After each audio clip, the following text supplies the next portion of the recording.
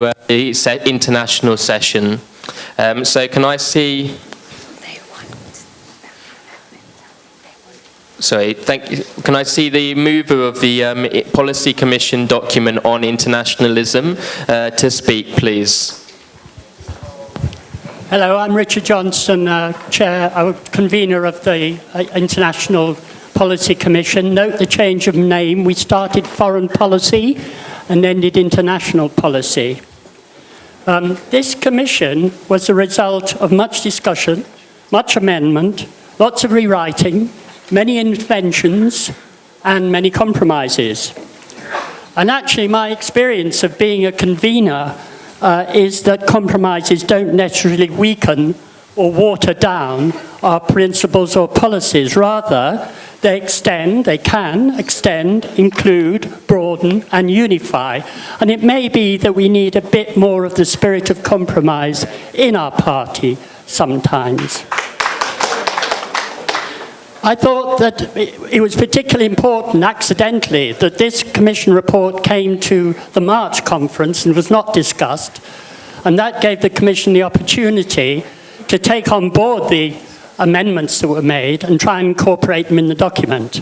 Similarly, we joined up with the International Solidarity Commission, and that led to another set of revisions, very important document by Len Arthur, which made major revisions in the existing document, took on board a much stronger version of international socialist perspectives in international policy. So you see, I'm optimistic that we may actually get conference agreeing with this report fairly unanimously. And I'm glad to say, in addition, that most of the amendments on one tricky point, that's the EU, which we know is extensively disagreed on by other parties, we have managed to agree more or less on an agreed position. There are just two exceptions here. Amendment A1, because it also includes the deletion of point 7, not point 6, by the way. I had a kind of nasty turn when I thought Lambeth might actually be in favour of nuclear weapons, but this wasn't that at all. But we are unlike Lambeth. We do think there needs to be an ongoing review of genuine security issues that may arise even when we demilitarize, even when we're not imperial, even when we don't have that ambition to interfere in the world, even when we're not subaltern to the United States. There may still be issues that we could look at about security, including the redefinition of what security is. So we would like a group within Left Unity to carry on thinking about those issues. Initially, we also had reservations about another amendment, A4, which wants to have a further discussion about the EU in the light of a referendum. We don't feel very strongly opposed to this, but we would like a debate on that, so we haven't accepted the amendment. So I hope that discussion will take place. So I'm hoping our much discussed report can be taken as a framework for a fundamentally new orientation towards the international. We took an early decision not to include detailed discussion of specific country and region debates. That's why we didn't accept the Kurdish amendment. We want the Kurdish discussion. It's very important, it's crucial, very timely, very significant, and there are clearly different views on it. So we want that discussion, but we didn't think it should be incorporated in our report.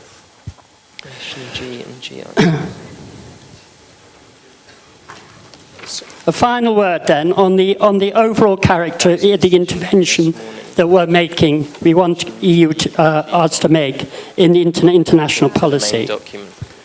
We're working for nothing less than a fundamental reorientation, Just this shift of foreign policy to international policy is a fundamental shift.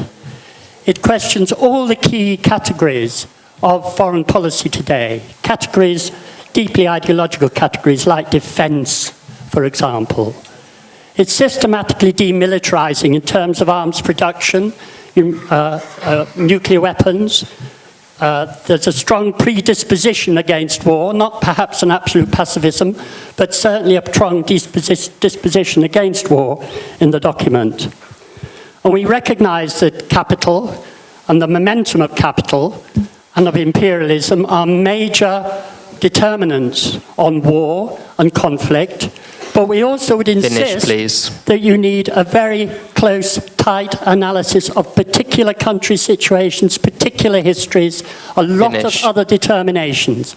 So with that rider and a desire that we continue this discussion, particularly on particular places, I would like to commend this report to you. Thank you. Thank you.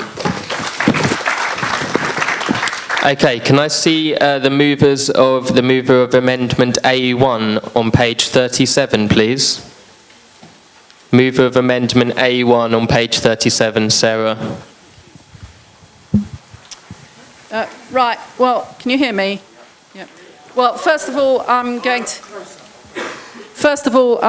have to ask for the forbearance of both the conference and the International Policy Commission, which, as you've just heard, felt that its document wasn't the right place for making policies in detail. Anyway, our main concern with this is surely to get the right policy overall.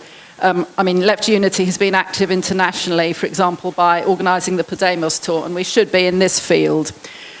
We're still at a critical juncture in the international situation, and it's vital that Left Unity gets involved in the mass international solidarity campaign to support Kobani, which is still today under heavy attack by ISIS as we speak. The people in Kobani, and elsewhere obviously, but it's tended to focus on Kobani, are fighting not just for survival and for their land, but against misogyny and for life with social justice and dignity. And the outcome will be very important for determining how society is going to move forward or not in Kurdistan, Syria, Iraq, and well beyond. So I apologise for the length of the amendment, but it does represent the demands of the Kurdish movement on the British left, who have not been, on the whole, brilliant so far on this issue. And I very much hope that people will support the Haringey Amendment in that spirit. Thank you.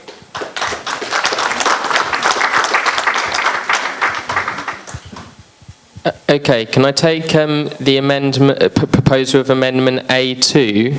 Amendment A2. Amendment A2, this is from Lambeth, and it's on page 38. Okay, if you were seconds away from being dumped.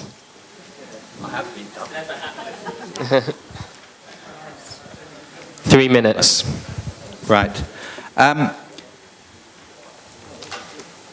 This is an amendment that the first part. Is everyone clear that the numbering is wrong? I think the mover, is that right? That in fact it's not paragraph 6, 7, and I don't think it's paragraph 12, it's paragraph 13, am I right? Yeah. We are against nuclear weapons. Right, the first part is just an attempt to be clearer on the question of the European Union. It's fairly short, and I think it's clearer than the original. We think it's clearer than the original.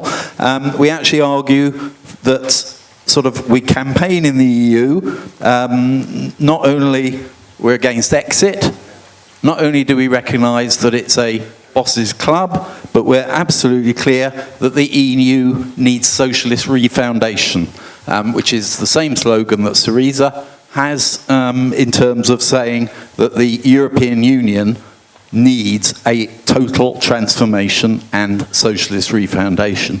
So in terms of any referendums, we would actually take a position of abstention in terms of in or out, but being absolutely clear that we're in favour of a socialist Europe and we're in favour of refounding a European Union based on socialism.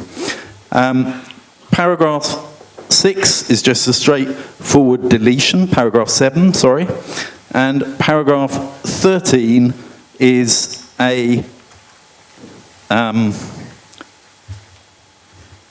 another deletion, and that's because we don't think that the most urgent international priorities for us is to start looking at developing detailed plans for fundamental reform and restructuring of the UN and its agencies.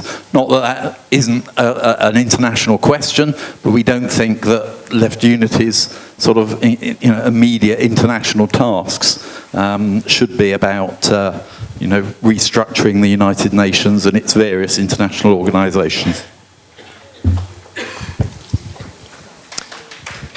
Okay, can I see the mover of Amendment A3 from Liverpool, please? Mover of Amendment A3, and then to speed... Movement of Amendment A3 from Liverpool, and then can you be ready to speak the mover of Amendment A4 to speed things up, please? Is there no mover from Liverpool for Amendment A3? So, we accept the permission. Oh, okay. Then it's not needed. Is it that just moved formally? So Amendment A3 has been moved formally. Thanks for your cooperation. So we now move straight on to Amendment A4 from Fred. Fred Leplat from the Barnet branch. And just in terms of drafting and explaining what we're actually going to be voting on, the amendment comes in three sections. Firstly, adding the words European Union and European Central Bank in a paragraph, the third paragraph at the beginning, and this is to make it clear that the EU, alongside the European Commission and the European Central Bank, are essential tools in implementing austerity and neoliberal measures throughout Europe. The second paragraph, deleting point 1 in international priorities, I'm withdrawing